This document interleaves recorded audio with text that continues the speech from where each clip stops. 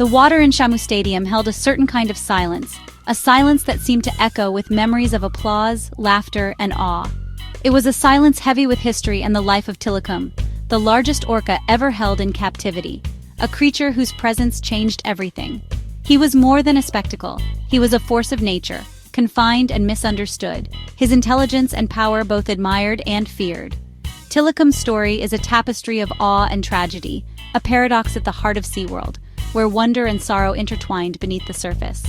Millions came to marvel at him, their faces lit with excitement, but few saw the struggle behind the show. The loneliness, the longing, the cost of captivity. His immense size made his captivity all the more stark, a giant in a bathtub, forever dreaming of the ocean he lost, his world reduced to concrete walls and shallow water. Tilikum became a global headline, not for joy, but for tragedy, sparking a worldwide conversation about animal captivity and the ethics of entertainment. He became a symbol, forcing us to question the ethics of keeping such intelligent beings for entertainment. Was it right? Was it humane? Could we justify the cost to their spirit? These questions lingered long after the lights went down, echoing in the empty seats and silent pools, challenging us to look deeper.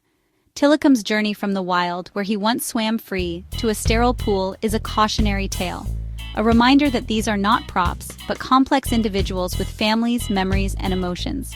His legacy is a tragedy we must never forget, a call to reflect on our choices and the true cost of our fascination with the wild. Dawn Brancheau was the heart of SeaWorld Orlando, the face of the Shamu show. Her passion for marine animals began as a child and became her life's mission. She studied animal behavior, dedicating herself to building trust with orcas, especially Tilikum.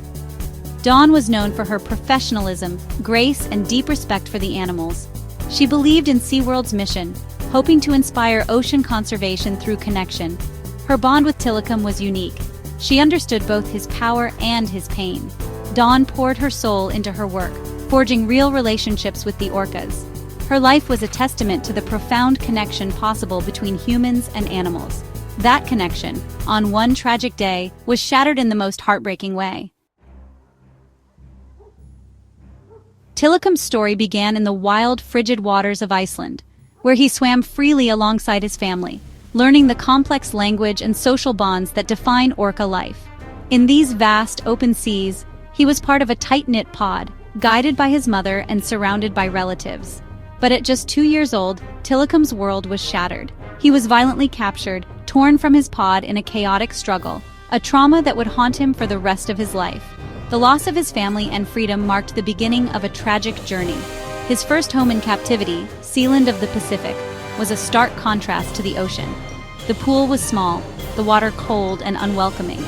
Here, Tilikum was bullied and dominated by older, more aggressive females, leaving him with nowhere to escape.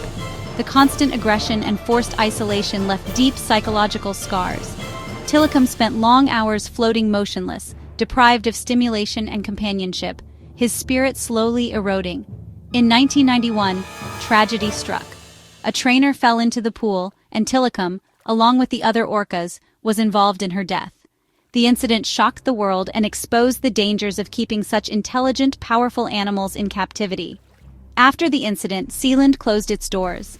Tilikum was sold to SeaWorld Orlando, prized for his massive size and potential as a breeding male. He was transported thousands of miles, further uprooting him from any sense of stability.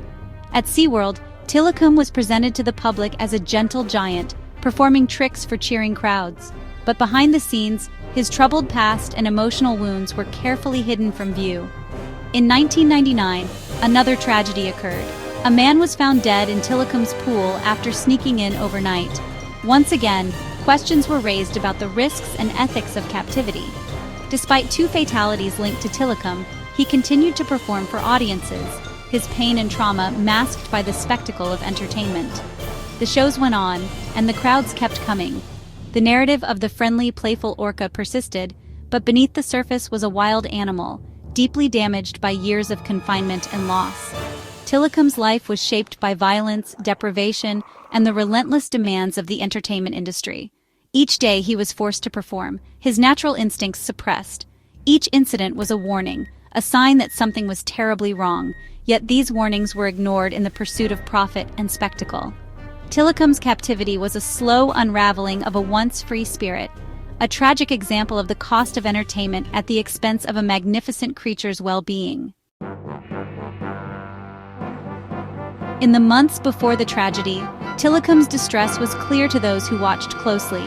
He was often isolated, floating listlessly, a sign of depression in orcas. Training sessions revealed his frustration, ignoring cues, showing aggression, and vocalizing his agitation.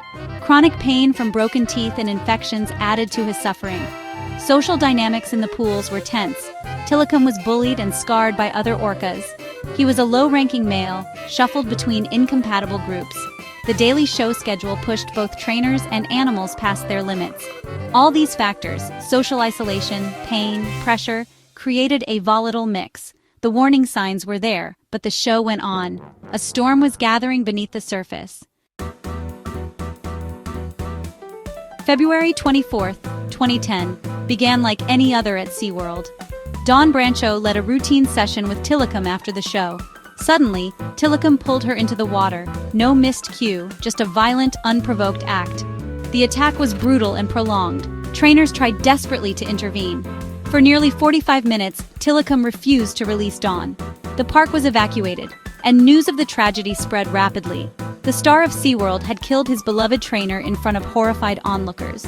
The incident shattered the illusion of harmony between human and orca. It forced the world to confront the dark reality beneath the spectacle. The questions that followed would change everything. The show had stopped, and nothing would ever be the same. Tilikum's breaking point had become a global reckoning. After Dawn's death, SeaWorld faced intense scrutiny and criticism. OSHA cited the park for safety violations, banning trainers from water work with orcas. The iconic Shamu show was fundamentally changed. No more trainers in the water. For the orcas, especially Tilikum, life became even more isolated and unstimulating. Tilikum spent most of his remaining years alone, his health steadily declining. He suffered from chronic infections and the effects of lifelong stress. In 2016, SeaWorld announced Tilikum was gravely ill. Soon after, under public pressure, SeaWorld ended its orca breeding program. Tilikum died in January 2017, a symbol of a broken system. His legacy forced a reckoning that reshaped the future for captive marine mammals. The era of orca shows was ending, but the lessons remained. Tilikum's life left an indelible mark, forcing us to question the morality of captivity. His story is not just about one orca, but about the countless animals whose lives are shaped by human choices. We are compelled to reflect on the consequences of keeping such intelligent, sentient beings in artificial environments for our entertainment. Orcas are not suited for tanks. Their intelligence and social needs cannot be met in confinement. In the wild, they travel vast distances, form complex family bonds, and communicate in ways we are only beginning to understand. No tank can replicate the freedom and richness of their natural world. Tilikum's aggression was born of trauma, not malice. Years of isolation, stress, and deprivation took a toll on his mind and spirit, leading to behaviors that would never be seen in the wild. The lesson is clear. We must seek ethical ways to appreciate wild animals. Observing them in their natural habitat from a respectful distance allows us to witness their true nature without causing harm. Support responsible whale watching and sanctuaries, not performances. Sanctuaries offer a chance for rescued orcas to live with dignity, while responsible tours educate and inspire without exploiting. Always keep a respectful distance from wildlife. Never touch or feed them. Our actions, even well-intentioned, can disrupt their lives and put them at risk. Learn about local animals before you travel and act responsibly. Understanding their needs and behaviors helps us become better stewards of the natural world. Tilikum's story is a mirror, reflecting both our cruelty and our capacity for change. It challenges us to do better, to choose compassion over convenience. His legacy ended orca breeding at SeaWorld and fueled a global movement for animal welfare. People around the world are now demanding a future where animals are respected, not exploited. His life was a tragedy, but his story is a hope that we will treat these beings with the dignity they deserve. We have the power to create a kinder world for all creatures.